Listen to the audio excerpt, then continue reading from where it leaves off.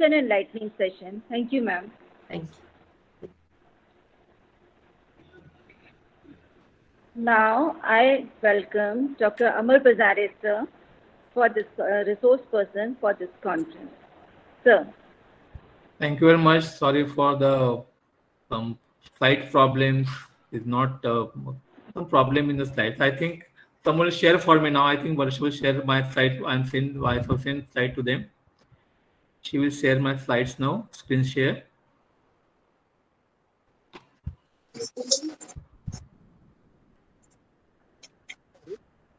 Yeah.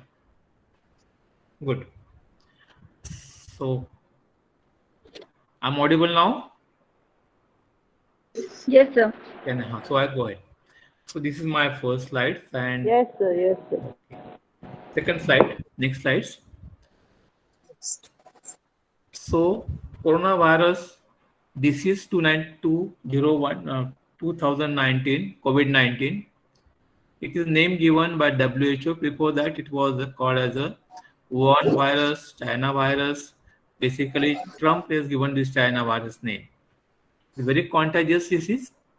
It is actually causing the worldwide infections. All countries are involved. Over 10,000 deaths, 10 lakh deaths all over the world. The scientific name of this virus called as a severe acute respiratory syndrome coronavirus 2, SARS coronavirus 2. So that's what COVID-2. The scientific name. When you call in scientific deliberation, we call it as SARS coronavirus 2. The first known case was identified in Wuhan, China, in December 2019. Therefore, 19 name was given, and this is causing the worldwide spread. And patient is cause of the ongoing pandemic. Possibly, it will be endemic throughout the world henceforth. Next slides. This is the coronavirus, a name given because of the sun having the corona. This is where the surrounding corona is there, like it looks like sun. Sun shines and the corona is there. The name given by because they have the corona around the virus. That's called coronavirus. Next slides. This is not the first time coronavirus is in the world.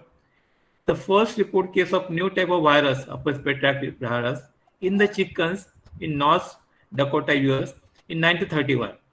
And that cause was virus, and it was initially named as the infectious bronchitis virus, but later officially renamed as the avian coronavirus. So coronavirus was there since 1931. Of course, it was there before also, but first time name was given by in 1936. Next slides.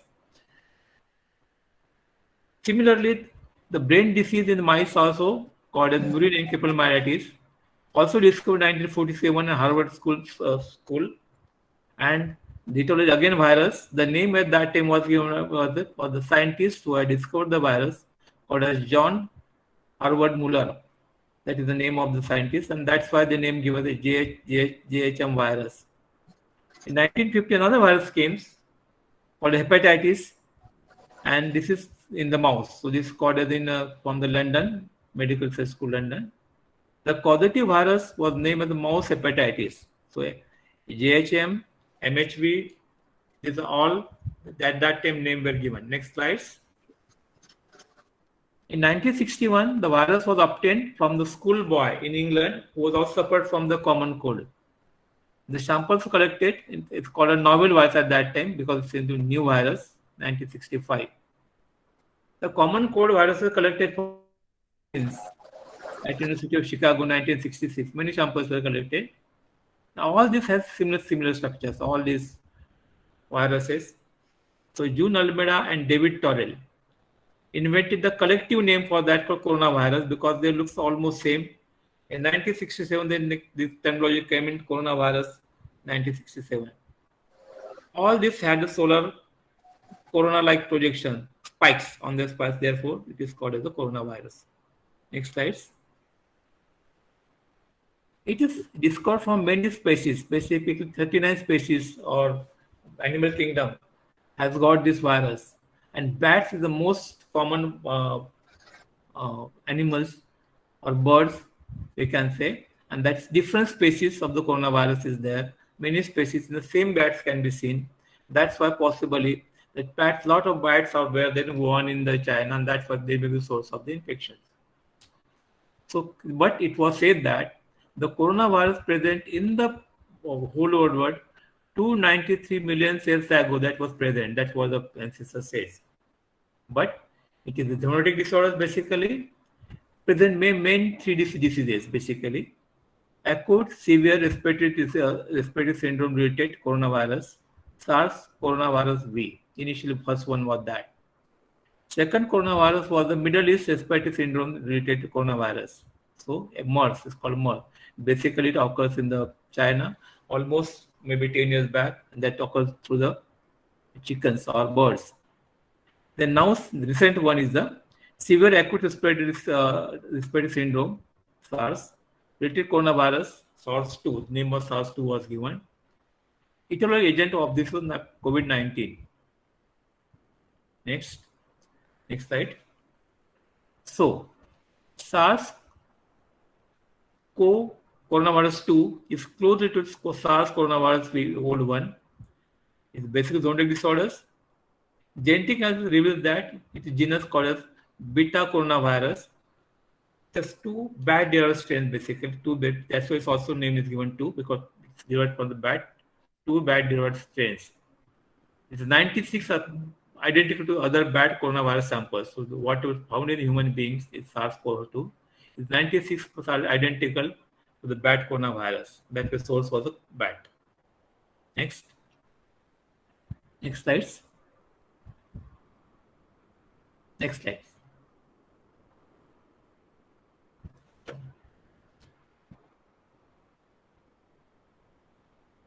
Next slide, please. This virus has a structures called a spike glycoprotein. That's why we take antibodies against spike proteins, etc. And there are specific work they have to do from the spike glycoproteins and E proteins and then membrane proteins M. So these three proteins have three different work to do in the pathophysiology. And RNA genome has the N proteins. So these are the 4 proteins are there. So proteins are the spike proteins, S, E, and the M proteins and N proteins are there. Next slides. Next slides. These proteins, membrane proteins called as M proteins, envelope proteins called as E proteins, nucleoside capsid proteins called N proteins, and spike protein S. The M proteins of SARS-CoV-2 are 98% similar to the M proteins of the bad SARS-CoV coronavirus, and 38% with the M proteins of the MERS coronavirus. So there's a more related to the bad coronavirus. Next slides. And there are various variants in the SARS might have seen. As on July 21, there are 4 dominant variants. First, alpha variants that occur first epidemic in the UK variant.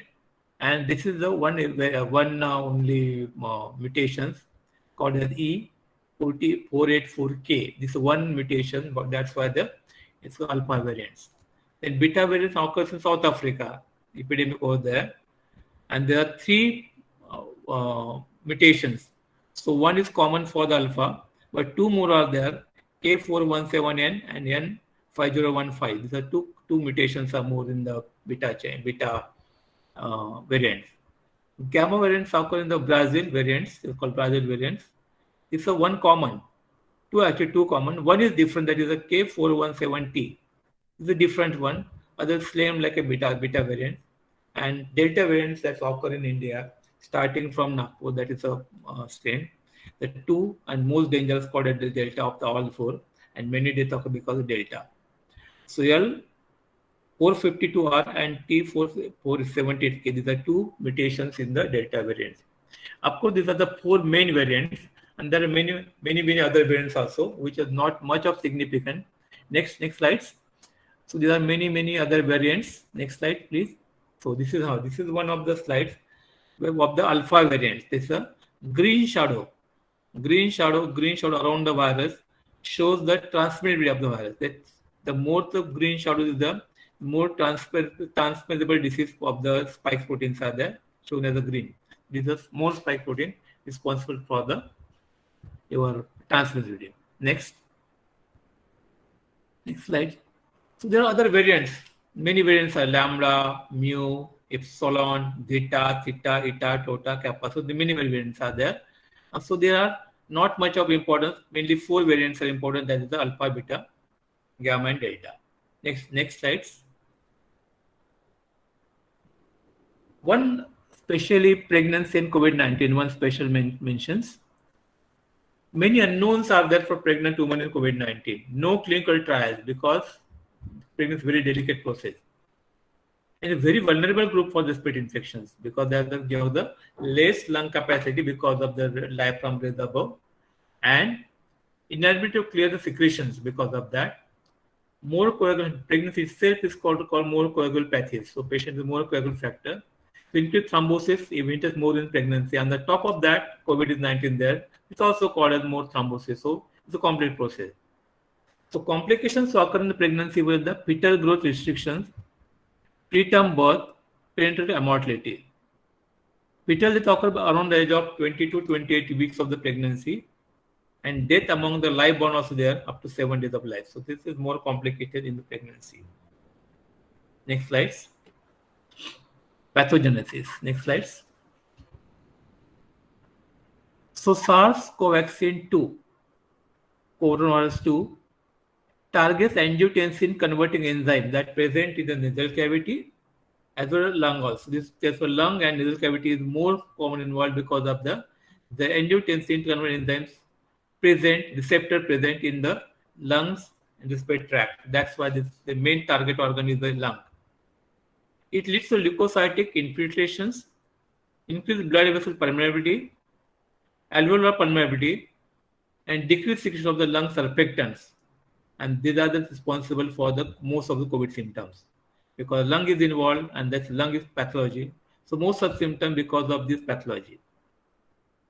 Users of angiotensin and blockers like blockage of the ARB and ACE inhibitors upregulates ACE2 inhibitor receptor. So that's why it is doubtful that we cannot use a drug like angiotensin receptor blockers or ACE inhibitor blockers, which is for hypertension usually, because of that upregulates ACE2 receptors, and that may increase the chances of infections or severity of infections. So that's why it was doubtful. So initially we thought that we are not using this angiotensin blockers ACE. Even we used to change the drug, antihypertensive drug for the patient. But now this is not true. And there's no clinical trial available for that because of the control trial for the viral. Viral factors are the S proteins, spike proteins of the virus attaches to the ACE2 receptor blockers. There's 2 subunits, S1 and S2. S1 causes receptor binding, and S2 causes membrane fusion. So these are the basic 2 types of the receptors over there. M protein is responsible for the transmembrane transport of nutrients. So it causes blood release and formation of viral envelope. N and E, these proteins are responsible for the interfering host immune response. So this is the 4 membrane receptors, proteins are there, which are responsible for various functions of the virus. Next slides. Basically, all this lead to the pulmonedema because of all pathophysiology. It will cause a pulmonary pneumocytic hyperplasia, interstitial inflammatory diffuse alveolar damage, and that interstitial inflammatory damage generally ultimately to the respiratory distress syndrome (ARDS), severe hypoxia, pulmonary interstitial fibrosis. So that is the diffuse interstitial alveolar damage is responsible for the main pathology in the COVID virus. In blood vessel is that decimated intravenous coagulation. Coagulation occurs on hemophagocytosis. Heart, we get cardiac muscle, all necrosis, cell necrosis. Liver, microvesicular steatosis, formations of the fat in the liver. Nose, shedding of the olfactory epithelium. Brain, we get infarction. Kidney will get acute tubular damage. So that's all pathology there because of the virus causing damage to the various cells. Next, it's called cytokine storm. Possibly you have heard this. It is due to the acute inflammatory hyperinflammatory response, increased level of IL-1, IL-2, IL-6, TNF-alpha, and interferon gamma. So these are the increased levels. Leads to the thrombosis, ARDS, inflammation of various organs. This is the cytokine storm. This is the body response, and that's why we have to reduce it by giving some drug. So this is the cause of increased morbidity and mortality in COVID-19. So it is a increased hyper response of the body. Next slides. So treatment part. This is the main problem with treatment is the many advances are in treatment part. Next. So main drug in this case still is the steroid. Is a strong anti-inflammatory drug and should be used with responsibility and timely to avoid aggressive virus replication. So it's a very precious drug, but it has to be very carefully. It is the indication of fever, persistent fever. No, all patients we don't use steroid. Fever is not responding to routine treatment like a paracetamol. Severe hypoxia and worsening cough due to airway inflammation. If these are there, then and then you use steroid. Otherwise, steroid is contraindicated. And use a small dose, 1 to 2 mg per kg of body weight. That's small dose. High doses generally will cause a lot of side effects, like a patient diabetes, patient goes to high worsening of diabetes. We have seen the patient with a diabetes patient going to 500, 600, 700 of the glucose. Even without diabetes also, patient can go into hyperglycemia. So normal, all the patient, most of patient, 90% patient needs insulin for the treatment of hyperglycemia in this patient. And you know the one worst, this is called mucormycosis because of the reduction in the immunity. That's mucormycosis is one of the major thing occurred in this epidemic, and patient died because of mucormycosis. Treatment was also very quite high, cost over 5 to 6 lakh treatment of the mucormycosis. So this is a very steroid, though useful, it's a very dangerous drug for routine use. Next slide. Remdesivir, of course. This is a binds to the viral dependent RNA polymerase and inhibitor viral replication to the premature termination of the RNA description. So this is a anti-RNA, antiviral drug, you can say, and is approved by FDA for treatment of COVID-19. It's also used for the approved for emergency use authorization of COVID-19. Before you get a clinical trial, you get authorizations. And panel recommend using remdesivir with or with dexamethasone in certain hospitals, in hospitalized patients. So remdesivir is only indicated in hospital patient, with or without this, without steroids. Steroid can be given along with the remdesivir. Next slide. Third important antithrombotic, patient moving in thrombosis in the patient. So patients and anticoagulation, antiplatelet therapies for underlying conditions should be continue this medication. So continue all medication. In non-hospital patient with the COVID-19, anticoagulant, antiplatelet should not be initiated as a prevention. So it's only on the OPD basis, should not give it. Only on indoor patient can give it. Hospitalized non-pregnant female adults with COVID-19 should receive the prophylactic dose of anticoagulation. That is what heparin or warfarin is to prevent the coagulations.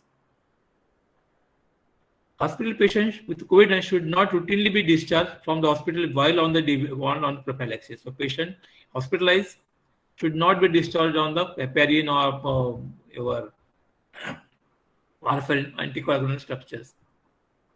Continue anticoagulation with the FDA-approved regimen for the prophylaxis after hospital.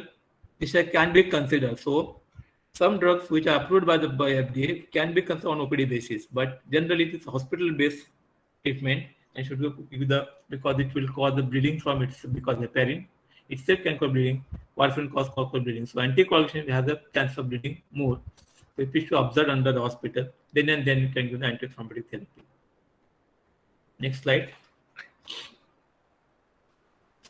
This is one cytotoxic TOM. It's called IL-6 inhibitors.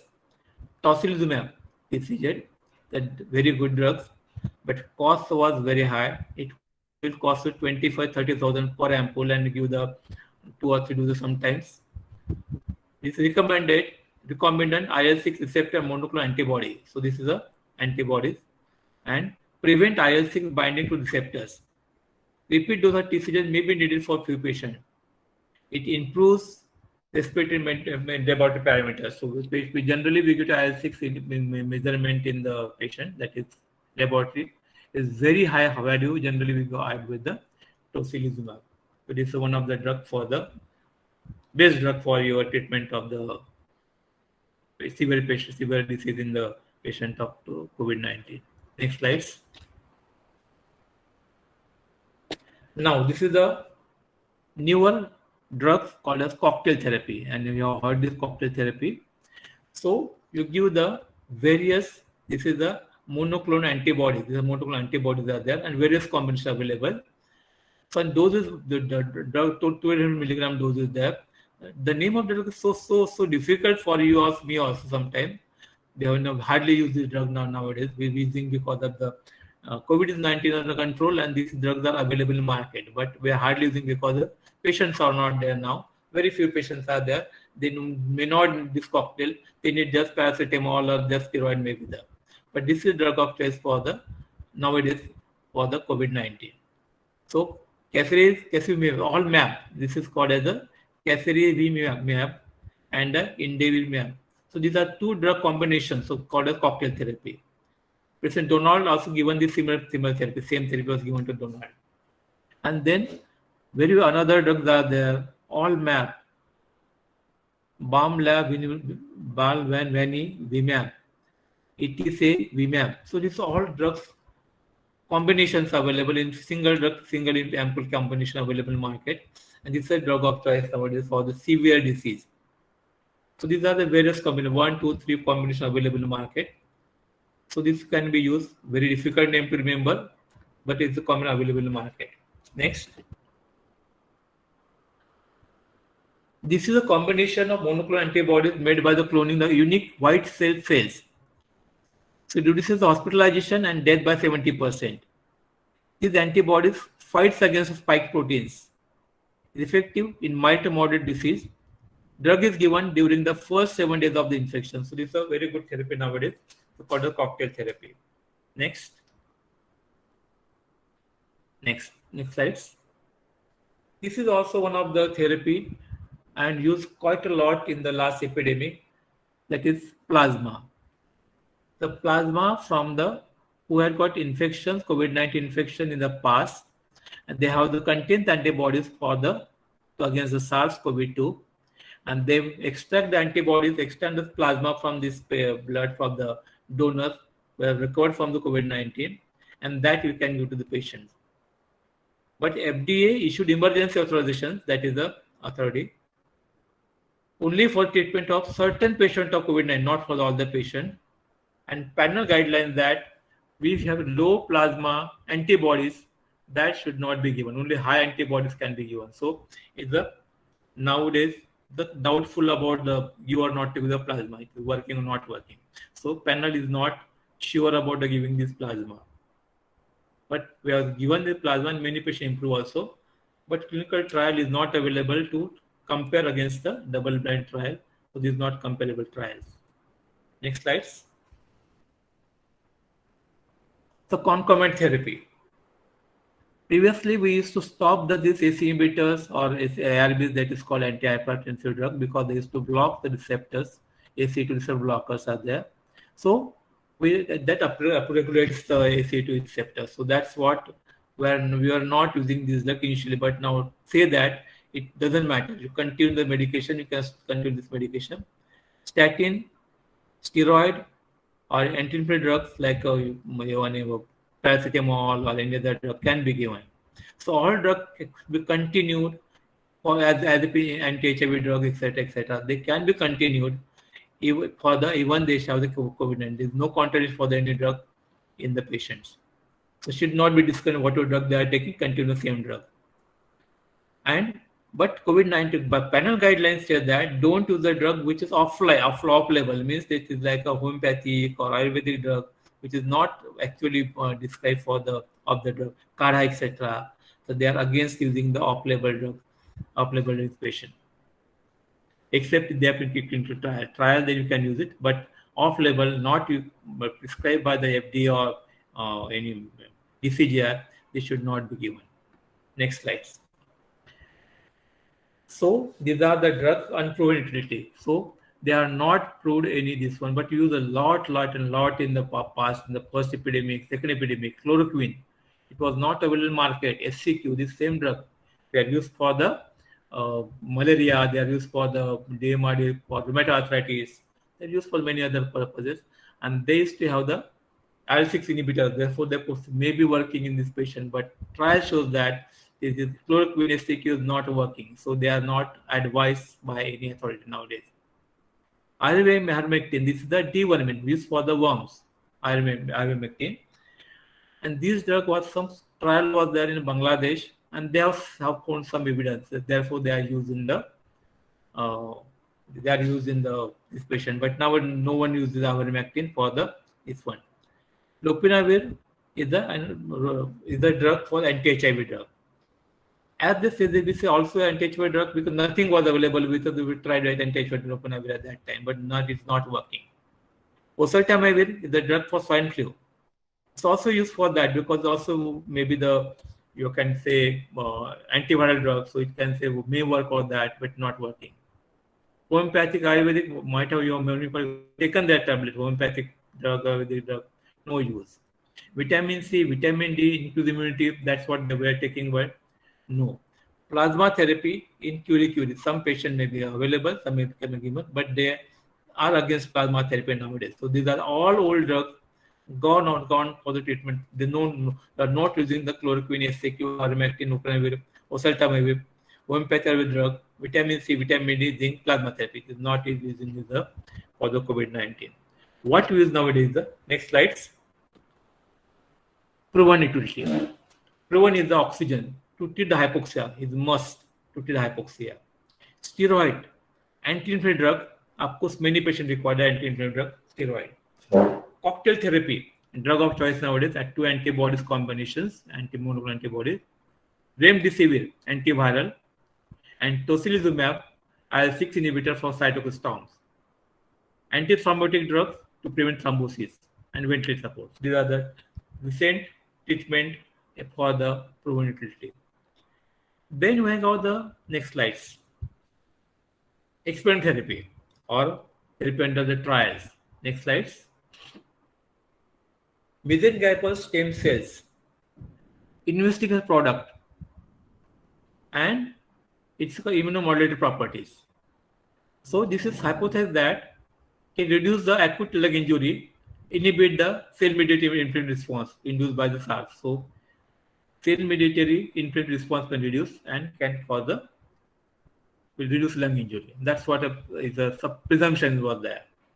But guidelines says that this is the not to use again. This is the use again SARS-CoV-2 because it is not still tested. So it is only for clinical trial. Routine use of these mesenchymal stem cells is not advised by the panel.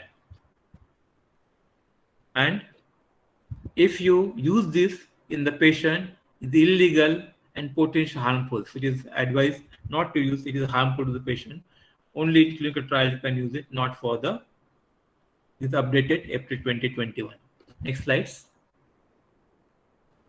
Newer drug, cloxamine, is a drug approved for the treatment of obsessive compulsive disorders, psychiatric disorders. A rationale for users has the anti-inflammatory effect on the effect. So it's found to bind to the sigma receptor of immune cells, resulting in the reduction in production of the inflammatory cytokines. That is a presumption, or that is called as pathology. But there is insufficient evidence that COVID-19 treatment guidelines panel recommended against the use of this one because it is not found beneficial in COVID-19 patient.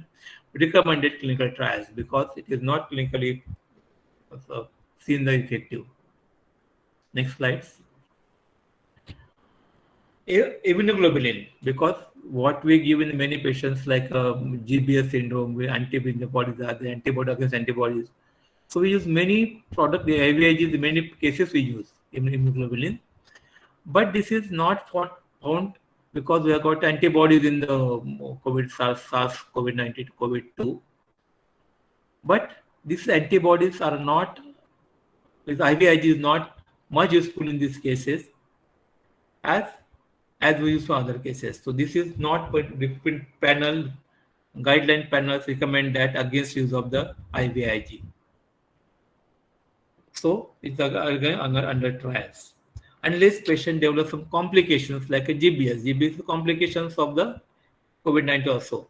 So Guillain-Barré syndrome is one of the things where we needed this IVIG. So hemoglobin advised only in case of when patient develops complications like GBS.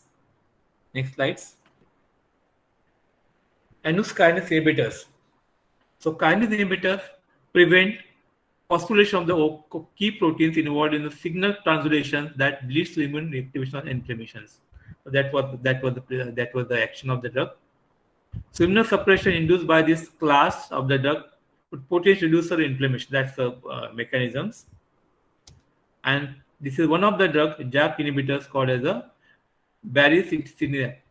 Baricitinib is have a potential antiviral activity. So this is the only drug which is advised in the sometimes your COVID-19, but otherwise the other drug of this group is not advised. So this is one of the newer drug which may be given in the COVID-19. Next slides. So nitazoxamide is a drug called as niacinamide used for amoebiasis or gastroenteritis or diarrhea patient. It has antiviral activity against influenza virus, hepatitis B and C, novirus, rotavirus, Ebola virus, and MERS virus. So there's some some activity against virus also. It's a broad spectrum drug basically, but used for the amoebiasis, used for the diarrhea.